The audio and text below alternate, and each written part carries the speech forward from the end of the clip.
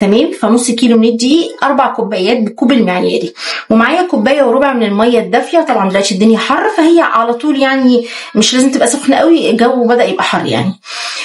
فنص كيلو من الدقيق، ومعايا كوبايه وربع من الميه، ومعايا معلقه كبيره سكر، ومعلقه كبيره خميره، ومعلقه صغيره ملح. بس كده يبقى سكر وخميره وملح والميه والدقيق، لا اكتر ولا اقل. خلاص. اول حاجه هنعملها طبعا ان احنا نحط الدقيق بتاعنا في العجان. فالملح والدقيق هنحطهم في العجان. هحط السكر والخميره وندوب مع بعض. خلاص.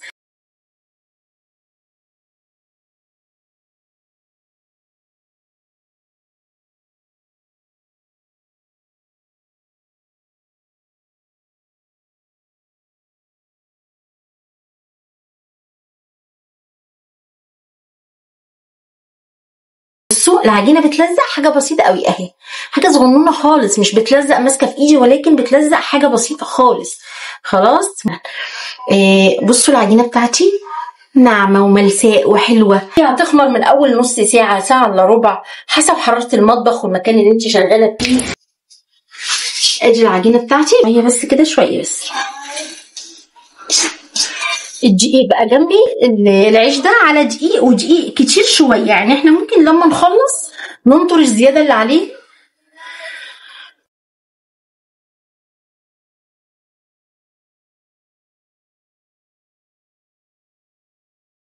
ادي العجين بتاعي، بصوا بقى اهي، قسمتها على 2.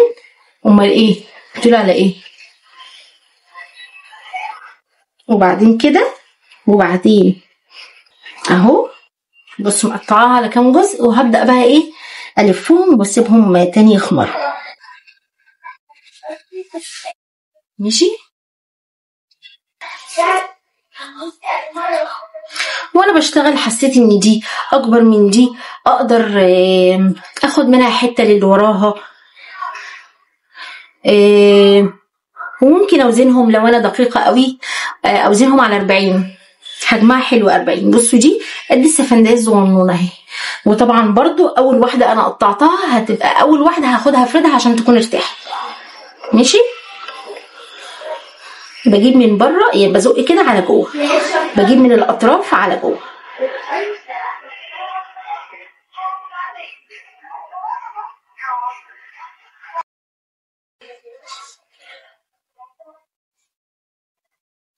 انا كده قطعت كل كميه العيش. خلاص. هبدا افرد بالراحه كده، ونرص في الملايه اللي معانا زي ما قلت لكم. هفرد اول واحد انا قطعته عشان اكيد ارتاح.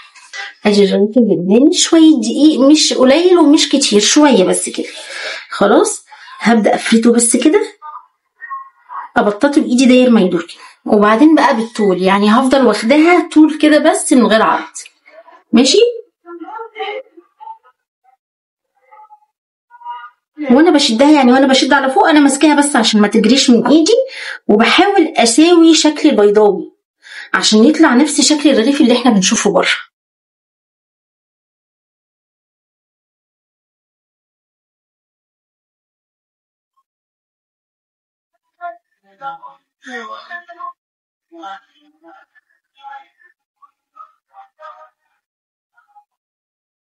بصوا،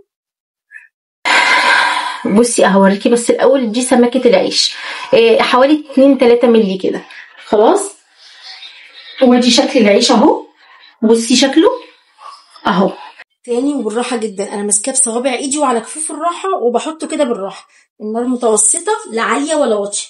انا بصوا وانا شغاله معاكم عماله اوطي سنه واعلي سنه. خلاص. حطيته ثواني كده من تحت، بصوا حتى بدات بالونه اهي، ما اخدش لون خالص، هو بس بدا يشد.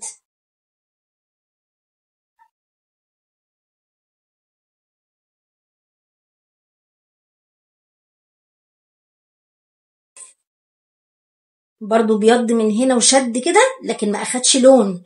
رحت عادلاه تاني، وابدا بقى اسيبه على مهله عشان يستوي. بصوا انا حاسه ان هنا في بالونه وهنا لسه. بمنتهى الهدوء وبالراحه جدا بضغط ضغطه بسيطه، فكل البخار الزياده اللي هنا عمال يجي هنا، واظن انتوا شايفينها بترتفع ازاي. بالراحه جدا، عاملوها بمنتهى الرفق، وهي هتديكم النتيجه اللي انتوا عايزينها. خلاص اهو، خلاص هقلبه بقى الناحيه التانية. بصوا خد لون تحفه اهو. انا كده بديله لون، مش محتاجاه يستوي، هو استوى. النار ازاي متوسطه يا محمود، ولما بحس ان الطاسه سخنت بوطي شويه. حراره النار نزلت بعلي شويه، المفروض تبقى وسط. يعني الصهد اللي هنا انا مستحملاه، مش قوي قوي، لا معقول جدا. خلاص انا مش عايزه اديله لون اكتر من كده. وكده عملنا وصفه النهارده. اتفضلوا. بصوا الحلاوه، بصوا كام رغيف ب4 كوبايات دقيق بس. بقى يفتح العيش بالمقص مش بالسكينه.